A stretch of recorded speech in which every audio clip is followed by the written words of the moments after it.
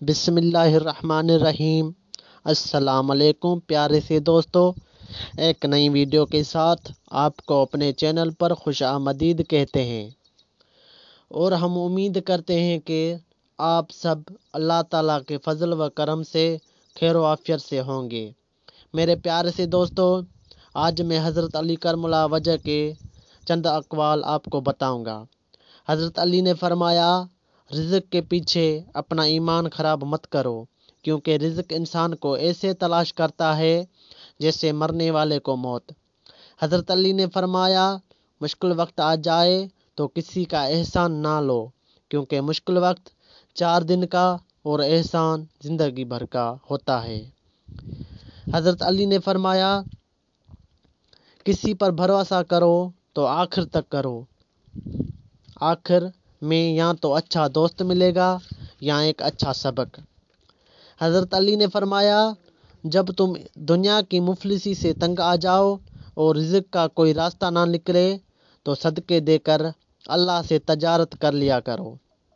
حضرت علی نے فرمایا، اگر انسان کو تکبر کے بارے میں اللہ کی ناراضگی اور سزا کا علم ہو جائے تو بندہ صرف فقیروں اور غریبوں سے ملے اور مٹی پر بیٹھا کریں۔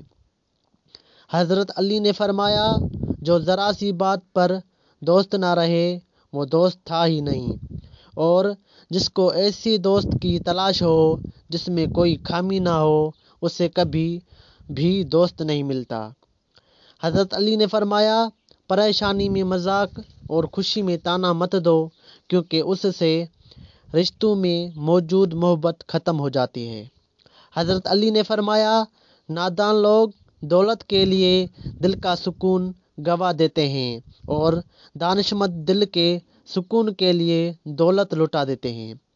حضرت علی نے فرمایا، جو تمہاری خاموشی سے تمہاری تکلیف کا اندازہ نہ کر سکے، اس کے سامنے زبان سے اظہار کرنا صرف لفظوں کا ضائع کرنا ہے۔ حضرت علی نے فرمایا، اگر تم پانی میں ڈوب رہے ہو اور تمہیں یاد آ جائے کہ نماز کا وقت ہے تو نماز کی نیت کر لو۔ حضرت علی نے فرمایا، وقت اور دولت دو ایسی چیزیں ہیں جو انسان کے اختیار میں نہیں ہیں، اور وقت انسان کو مجبور اور دولت انسان کو مغرور بنا دیتی ہے۔ حضرت علی نے فرمایا، تم کسی کے ساتھ بھلائی کرو، تمہیں اس کا بدلہ برائی کی صورت میں ملے تو سمجھ لو تمہاری نیکی قبول ہو گئی۔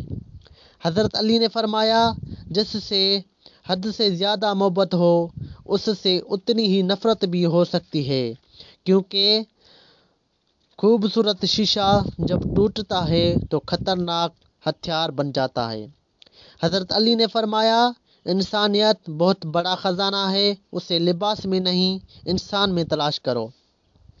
حضرت علی نے فرمایا، علم ایک ایسا پودا ہے جسے اگر ایک شخص لگائے تو اس کا پھل ہر شخص کھاتا ہے۔